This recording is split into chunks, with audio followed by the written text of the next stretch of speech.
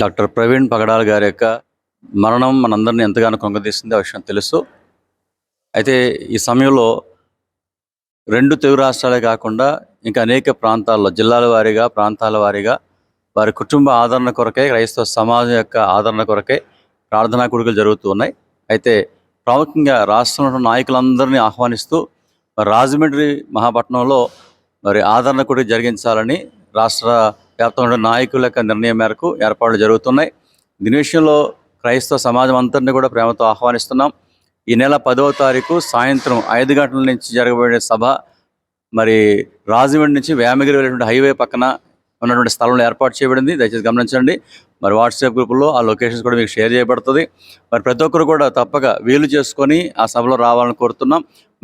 ప్రవీణ్ పగడాల గారి యొక్క కుటుంబ సభ్యులు, వారి తల్లిగారు, భార్య, బిడ్డలతో కలిసి ఈ యొక్క ఆదరణ కూడిలో పాల్గొంటున్నారు కనుక మీ రాక వారిని ఆదరిస్తుంది. మీ ప్రార్థన వారికి అవసరం కనుక ప్రతి ఒక్కరు తప్పక పాల్గొనాలని ప్రేమతో ఆహ్వానిస్తున్నాం.